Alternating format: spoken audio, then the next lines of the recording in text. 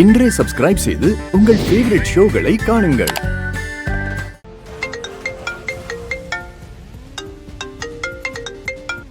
Hello பாட்டி. ஐயா கார்த்தி, எப்படியா இருக்க? நல்லா இருக்கியா? நல்லா இருக்கும் பாட்டி. நீங்க எப்படி இருக்கீங்க? நீங்கெல்லாம் என் கூட இருக்கும்போது எனக்கு என்ன குறைச்சு? நான் நல்லா இருக்கேன். அங்க உன் மாமா, அத்தை, என் பேத்திங்க எல்லாரும் சௌக்கியம் தானே? எல்லாரும் நல்லா இருக்காங்க பாட்டி. என்ன விஷயம் பாட்டி? நம்ம கோவில் கும்பாபிஷேகம் வருது இல்லையா? அதுக்கு முன்னாடி சாமிக்கு நகையெல்லாம் போட்டு அழகு பார்க்கணும்னு சொல்றாங்க. சரிங்க பாட்டி.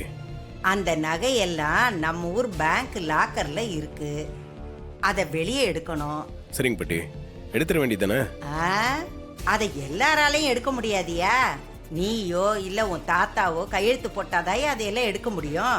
அப்படி ஒரு ஏற்பாடை உங்க தாத்தா பண்ணி வச்சிருக்காரு. இப்ப அவர் ஊர்ல வேற இல்லையா?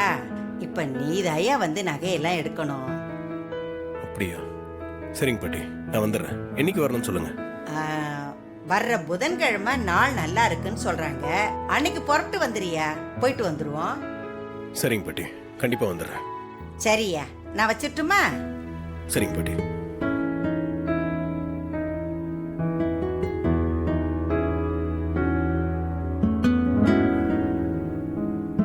என்ன மாப்பிள்ள எதுவும் யோசிச்சுட்டு இருக்கீங்க? பாட்டி இப்பதான் ஃபோன் பண்ணாங்க மாமா. அப்படியா? என்ன விஷயம்?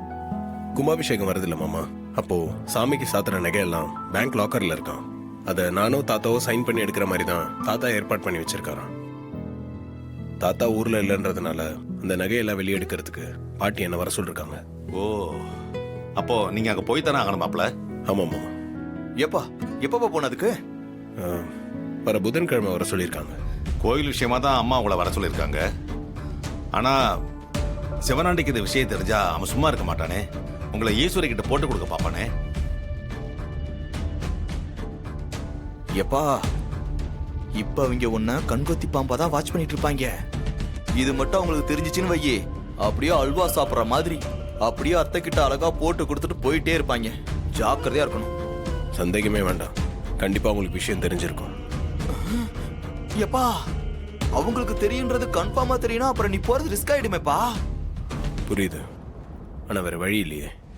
நான் போய் சைன் பண்ணாதான் நகையை எடுக்க முடியும். இப்ப என்ன பண்றது மாப்பிள்ள? இந்த நிலைமை எப்படி சமாளிக்கிறது? யோசிக்கணும் மாமா.